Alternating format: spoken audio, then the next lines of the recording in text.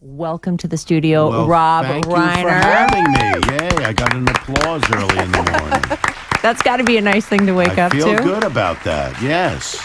I have to say that you look so healthy and well-rested, but I know you're out doing the promotional Yes, tour. we started in Boston, went to D.C., then Chicago, and now here in San Francisco. I'm just skipping all around, all the good parts in the country. Yeah. Hey, Rob. It's the guy behind you. Behind you. Over Yes. your right shoulder, your other shoulder. Hey, I saw your movie last night, and I want to tell you the very best moment of your film. Oh, well, are you going to spoil it for everyone? Yeah, what are you doing? I'm not spoiling it for anyone, but Well, which moment was that? It was the moment that absolutely drew me into the film. It was when Michael Douglas's son has to say goodbye to his little girl.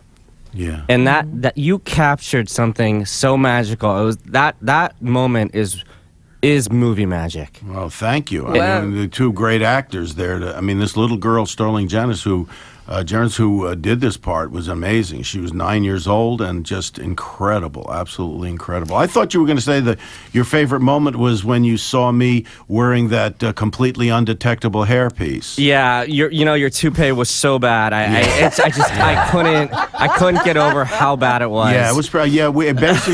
There was a cat that kind of wandered onto the set and passed away, unfortunately.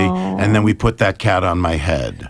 But the idea was that was the hairpiece. that it would be a bad toupee. Yes, that was the joke. Right. Yes. It didn't just turn out that way later on the film. Kumi came in here raving about it this morning, and all of us had been really excited to have you in here, and he went to see the movie last night. He came in, and we're like, oh, great, you're on Team Rob Reiner. Yeah, no, I'm really happy with it. Diane Keaton and Michael Douglas, two great Academy Award-winning actors, never worked with each other before, and the chemistry was incredible. Yeah, I know. It's just surprising that these two iconic actors had never worked with each other. But you'd worked with them? Well, I worked with Michael Douglas, on The American President, but I had never worked with Diane. Oh, okay. Yeah. Because as we look at your career, you've worked with a lot of people. I have. I'm very tired. No, not showing. Yeah, it's been a great run. As I was driving into work today, I was and thinking about the opportunity to meet you, I thought, why, after all of the accomplishments that you've had, A, what inspires you to keep doing it, but B, what could possibly be your pride moment, the one where you go, of all of the stuff, whether it's politics and whatever it might be, I wonder if there's one that you go, yeah, I know exactly what it is. Well, as far as my film work is gone, I think Stand By Me is probably the one that means the most to me because it reflected my personality, my sensibility more than probably any of them. And then as far as just pride in work, and it was what we did to overturn Proposition 8 here in California.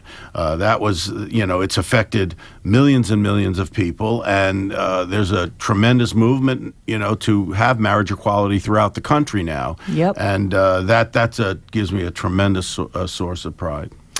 Stand By Me, I think what's great about that movie is just how, and I was a little girl, obviously. Yeah. You're still a little girl. I'm still a little girl. but you know how, and I have children now too, and I want them to have these magical childhoods and these childhood adventures. And that was like the epitome of just this, this you really captured that. And I think that's part of the magic of what you have done in so many, with The Princess Bride and it's funny because I was thinking you have coined so many things that have become like a part of the American fabric. I want to ask you, did you know that the bucket list was going to become a saying that now everyone has a bucket list? No, I didn't, and to be honest, it's funny because a lot of people thought that was a phrase that already existed.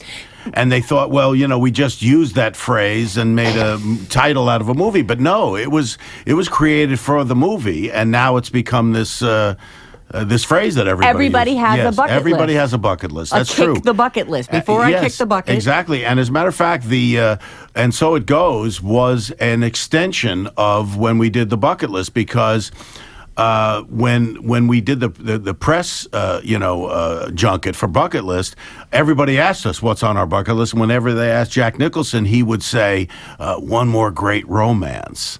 And so that became the basis for this movie, which is how you know, funny. finding somebody that you can love later on in life. Right, and because it has a comedic, a romantic element part of it. And Human actually said, I thought it was going to be a romantic comedy coming in, because it turns out to be more about the dad or the grandfather and the little girl. Well, it is, you know, I guess you can call it a romantic comedy. I mean, it's basically about the relationship between Michael Douglas and Diane Keaton, but this little girl, this granddaughter that Michael Douglas has in the movie, which he doesn't even know he had, because he's lost touch with his son, has been estranged from him for 10 years.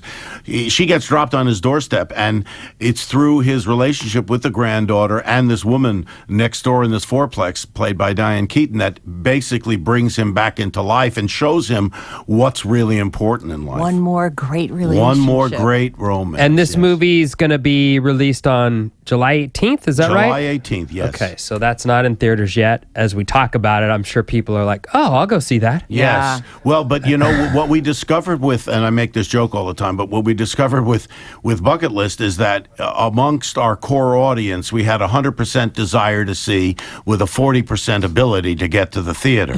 So we need to give our core audience a little advance warning so they know, because they don't go out the first weekend. You know, Right. it's not like, you know, Transformers or something Where like that. all the kids are packing they're the packing seats. it in, exactly, or The Fault in Our Stars.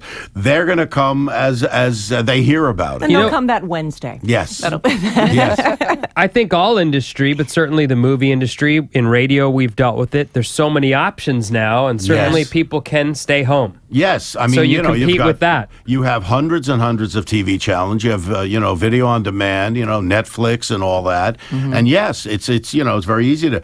But it's interesting because my segment of the population, the baby boomers, is still the largest bulge, and we like to go to movies. We still enjoy that experience, and we watch movies without another electronic device in our hands. You know? Right. So we love to do it, but you know, it takes us a while to get there. We think that movies are going to play forever. They realize that they take them out after a half an hour if they don't do well. I know. It does seem like things are really in and Yeah, out. We're yeah. so hungry for, Yes. the next thing. Yeah. That things don't get to spend a lot of time in there. Yeah.